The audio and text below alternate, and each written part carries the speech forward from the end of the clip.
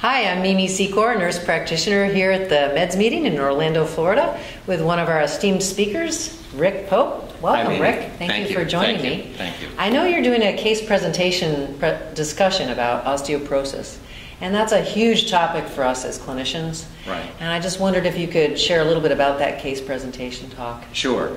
The big key questions that everybody has when it comes to osteoporosis is really what to do about taking a medication holiday.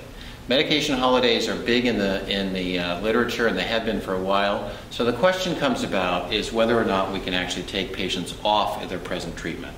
We've had medications around for at least 10 or 12 years. So when is it safe? Who can do it? Under what circumstances? So those kinds of questions are what I'm going to answer tomorrow. In addition to that, we have newer drugs that have different mechanisms of action.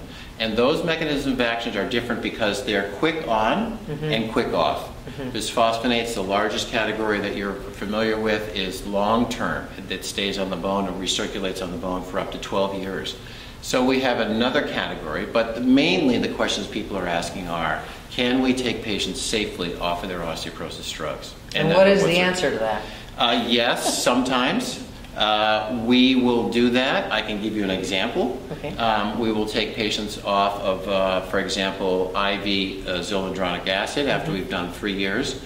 We have not seen an osteoporotic fracture, and their bone density is either stable or improving. Wow. And if that's the case, we will hold for probably 2 years because the life cycle of that drug on the bone is long-lasting. Wow. So the mechanism by which those drugs work are different than some of the newer ones, so we will take them off.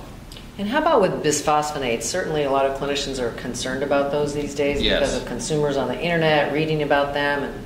So two things, osteonecrosis of the jaw and atypical femoral fracture. Those are the two major things. Right. When it comes to osteonecrosis of the jaw, as of 2010, the American Society of Bone and Mineral Metabolism had said the number of cases that you need to treat to prevent a fracture is not a lot, like about 44. The likelihood of actually developing ONJ is so astronomically unlikely that the benefit ratio risk is definitely in favor of treatment versus stopping it as a result of a fear.